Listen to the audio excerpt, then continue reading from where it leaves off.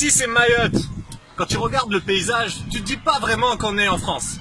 Et pourtant, depuis plus d'un siècle, ce petit morceau de terre perdu dans l'océan Indien, c'est bien la France qui l'administre.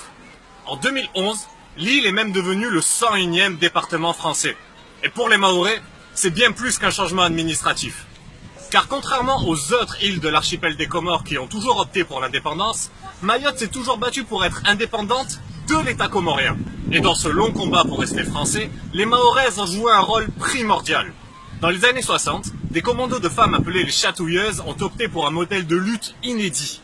Rendre la vie impossible aux dirigeants comoriens en les chatouillant. Voilà,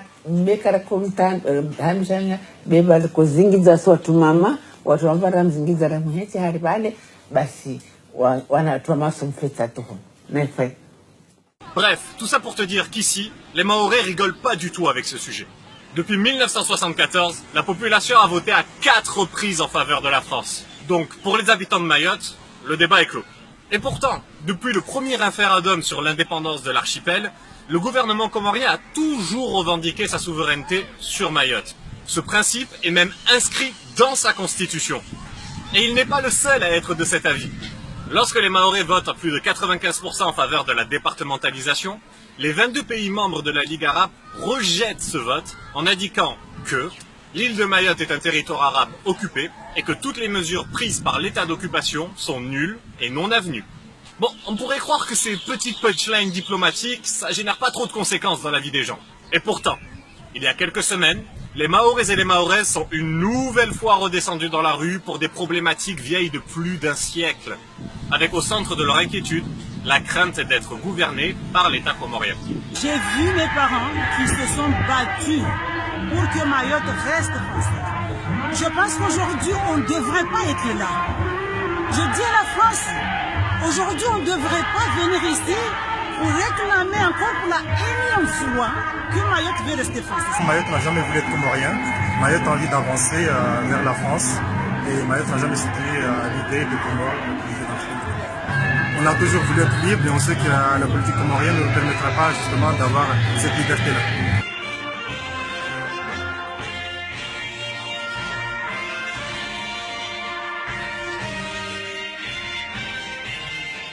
Pourquoi, après plein de référendums, une lutte sociale inédite et un nombre incalculable de manifestations, cette problématique est-elle toujours présente à Mayotte? Car après tout, c'est bien la France qui s'est invitée ici. C'est bien la France qui a colonisé Mayotte. Et c'est toujours la France qui a permis à Mayotte de voter en faveur de son rattachement à la République. Alors quoi? Qu'est-ce qui se passe dans l'océan Indien? Pour le comprendre, il faut prendre une bonne dose de recul. Il n'y a plus de lumière. Ah non, il y a un nuage. Mais ça va. Car le problème que l'on va aborder aujourd'hui génère des conséquences graves dans la vie de beaucoup d'individus et qu'il ne faut donc pas prendre ce sujet à la légère. Alors broche ton cerveau, souffle un coup, on se refait le film. Mayotte est paralysée depuis un mois par un mouvement de contestation sociale nourri par l'immigration clandestine et la pauvreté. La France n'a rien à faire à Mayotte, elle n'a qu'à nous rendre les clés. Pour tenter de faire baisser la pression, les autorités de Mayotte ont procédé à plusieurs centaines d'expulsions. Nous ne transigerons pas sur le statut de Mayotte. Nous n'en voulons pas de l'indépendance à la merde, à la con. Excusez le terme. Donc au cas où tu serais trop occupé ces derniers temps à savoir si tu allais avoir 1 heure de retard pour aller au boulot à cause des grèves SNCF, ici à Mayotte, on a vécu plus d'1 mois de grève générale. Ce qui signifie les routes coupées, plus d'essence, des pénuries d'oxygène à l'hôpital de Mamoudzou, bref, la totale. Ça c'est juste pour que tu relativises un peu avant de pleurer sur les quais de la gare parce que t'as 1 heure de retard. On veut travailler, on veut aller bosser. Qu'est-ce qui se passe? Il n'y a pas de train. Cheminot au boulot. Si tu veux savoir pourquoi les Mahorais ont manifesté avec autant d'engouement, c'est pas compliqué. Mayotte, c'est le département le plus pauvre de France et son taux d'insécurité atteint des records. Pour les Mahorais, cette insécurité s'explique notamment en raison du nombre important de Comoriens en situation de clandestinité vivant sur leur territoire. Donc pour lutter contre ce phénomène, le gouvernement français a voulu frapper un grand coup en expulsant massivement des clandestins comoriens. Sauf qu'à un moment donné, le gouvernement comorien a dit stop. Et tous les bateaux rapportant des clandestins de Mayotte ont été expulsés des Comores. Car comme tu le sais déjà, pour le gouvernement comorien, Mayotte est une île occupée par la France. Et cette dernière n'est donc pas légitime pour déplacer une population étrangère sur un territoire qui n'est pas le sien. Et c'est dans ce contexte qu'un article du Monde paru fin mars a remis sur le devant de la scène la question de la souveraineté de l'île.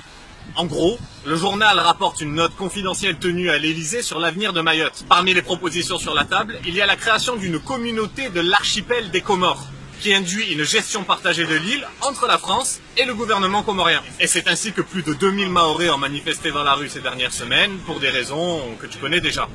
Il est hors de question qu'il y ait des zones d'ombre. Ce sont à eux, c'est leur rôle de dissiper ces zones d'ombre. Donc pour l'instant, on ne croit pas du tout en ce qu'ils peuvent nous dire. La rumeur sur la communauté d'archipel des Comores était sans fondement. Je vous le redis ici une nouvelle fois et très solennellement. Et je regrette qu'un certain nombre d'acteurs continuent à répéter par voie de presse ces rumeurs. Nous ne transigerons pas sur le statut de Mayotte au sein de la République française. Là où la situation se complique, c'est que d'un mouvement social local, on est passé à une crise d'une ampleur diplomatique, ce qui génère des conséquences concrètes dans la vie des gens qui vivent dans cette région. Pour que tu comprennes bien, je vais te donner un exemple très simple qui résume bien l'absurdité de la situation. Le 21 mars, un bateau transportant près d'une centaine de Comoriens a été expulsé des Comores. À leur retour sur le département français, ces personnes ont été placées dans un gymnase sous décision préfectorale. Mais le problème, c'est que ici aussi, les Mahorais ne veulent pas de ces Comoriens. On a dit catégorique, pas de clandestins dans la commune de Pamandini de l'abattoir. Le préfet, il doit prendre sa responsabilité. Lui, il a beaucoup de bâtiments. S'il le faut qu'il les amène chez lui. La France, il se démerde et il les envoie aux Comores. Ou bien il les envoie en France. Ou bien il les envoie à La Réunion. Nous, on ne peut pas tout assumer sur Mayotte. Seulement, avec toutes ces arrestations en si peu de temps, les 148 places du centre de rétention administrative étaient déjà occupées. Ces hommes, femmes et enfants ont donc été répartis entre l'hôpital de Mamoudzou et une sorte de zone d'attente improvisée dans le centre de rétention. Tout ça pourquoi ? Pour qu'après plusieurs semaines de rétention, la quasi-totalité de ces personnes soient relâchées, sans pour autant que la situation soit rassurante quant à leur avenir sur le département français. Depuis, la situation est bloquée. Le gouvernement comorien n'accepte toujours pas les personnes considérées comme des clandestins à Mayotte, et beaucoup d'entre eux restent bloqués sur le département sans pouvoir régulariser leur situation. Donc voilà, tu l'auras compris, la situation est complexe dans l'océan Indien. Et je vais peut-être te décevoir, mais c'est pas moi qui vais t'apporter une solution magique aujourd'hui. C'est peut-être embêtant dans la mesure où tu me vois faire mon intéressant depuis tout à l'heure derrière une caméra. Mais un type ne peut pas débarquer comme ça et t'offrir une solution toute faite à un problème qui date de plusieurs siècles. Même si c'est exactement ce que beaucoup de gens vont faire en commentaire de cette vidéo. Tout ce que je constate, moi, c'est que comme d'habitude, ce sont toujours les plus précaires qui sont toujours les plus pénalisés. Du côté des Comores, l'archipel est toujours classé parmi les 20 pays les plus pauvres au monde. Alors même que son président gagne près du double du salaire de Macron. Et du côté mahorais, plus de 80% de la population vit toujours sous le seuil de pauvreté. Et un jeune sur deux est toujours au chômage. Ce qui m'amène à penser que ces problématiques ne seraient pas aussi tendues si les Mahorais, comme les Comoriens, ne vivaient pas dans une précarité insupportable depuis trop longtemps. Car une chose est sûre, les crises passent, le pouvoir change de main, mais les pauvres restent toujours aussi pauvres. Et pendant qu'ils se tapent dessus depuis des générations, leurs aspirations à une vie meilleure n'ont guère évolué. Cela même si certaines avancées sont constatables. Donc la seule chose que je peux retenir moi de cette histoire, c'est que, à défaut de résoudre le passé, cette crise, elle ne peut que nous servir de leçon sur le futur. Et surtout, sur les conséquences concrètes que génère ce genre de crise diplomatique. Voilà, t'es prévenu. Mayotte la magnifique, luxuriante et bousillée. Mayotte la France-Afrique, hippocampe oublié. Mayotte la magnifique, luxuriante et bousillée. Mayotte la France-Afrique, hippocampe oublié. Attends, je te raconte.